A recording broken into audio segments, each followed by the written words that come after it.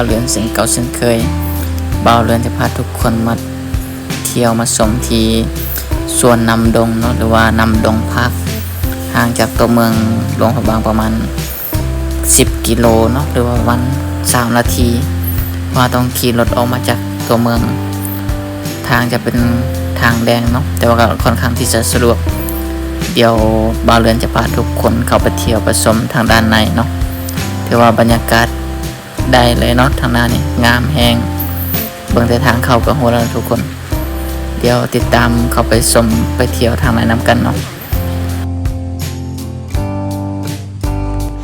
เดี๋ยวตอนนี้บ่าวเรือนก็กำลังย่างมาสอกรูปนั่งเนาะสอกบอนวิวงามๆพาทุกคนเบิ่งเนาะแล้วเดี๋ยวจะพาทุกคนไปเที่ยวไปชมเบิ่งบรรยากาศอ้อมหอบอยู่ที่สวนนำดงพักเนาะมันจะมีน้ำตกอยู่ทางด้านหลังเดี๋ยวสอกรูปนั่งบอนวิวงามๆสั่งอาหารมากินข้าวกินอย่างกันเนาะ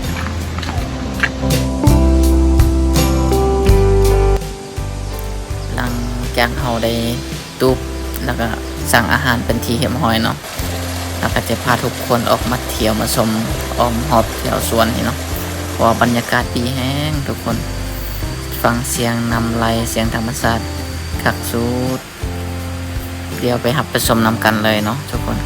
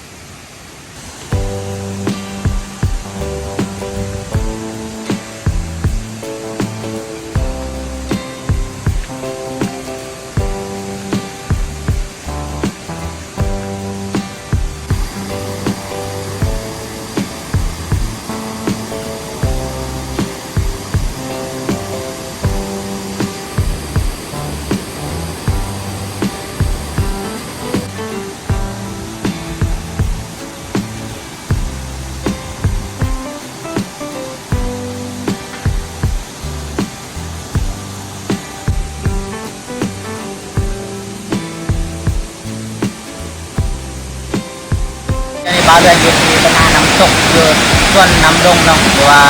น้ำดงพักเดี๋ยวทุกคนมาว่ากันงามแห่งบรรยากาศดีแน่ทุกคน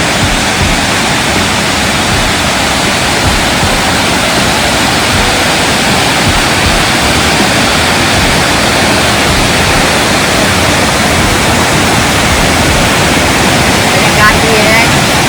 คนหาน้ำตกนี่การนอนๆมาพอดีเลยทุกคนเดี๋ยวมีอากาศเย็นๆเลยสามารถลงไปอาบได้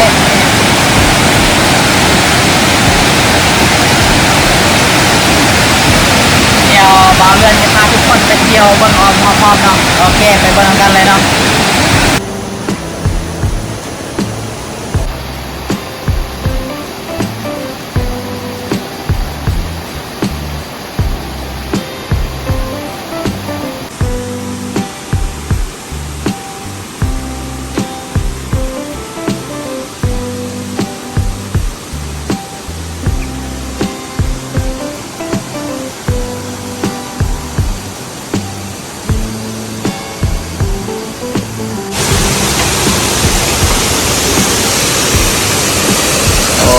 ทุกคนวันเที่ยวตะวันเนาะเดี๋ยวพาทุกคนย่างเข้าไปชมไปบ้างเนาะงามแห้งทุกคนตามันจะอยู่ทั้งลุ่มเนาะครับทั้งลุ่มก็สามารถย่างไปได้มันจะมีทางโค้งไปอีกคนหนึ่งเนาะ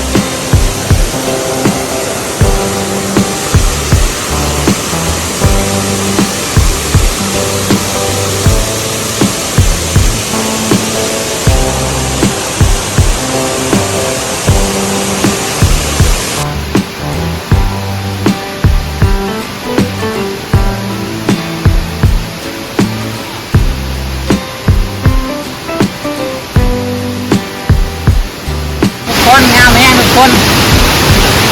เห็นน้ำตกหมดเลย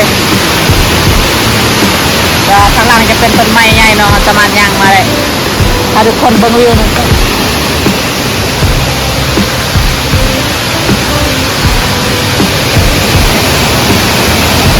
งามแห้งงามแห้งเดี๋ยวสูงแห้ง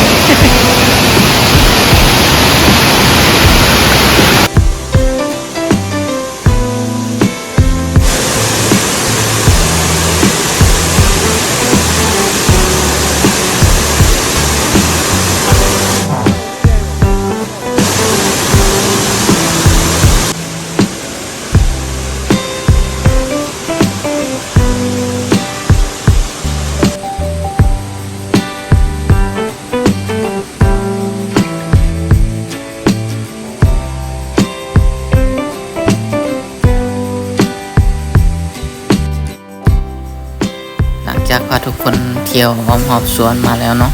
เครื่องดื่มแล้วก็อาหารการกินที่เราสั่งมา3-4อย่างเนาะถือว่าได้มาครบเป็นที่เรียบร้อยเนาะอาหารทุกอย่างก็คือว่าน่ากินแห้งเนาะเราสั่งไปจะมีเป็นแกงหน่อไม้แบบสำหรับหลวงพระบางเขาเลยเนาะแกงหน่อไม้ใส่ใบยะนางใส่ปลาแดกเนาะแล้วก็จะมีเป็นพันปลา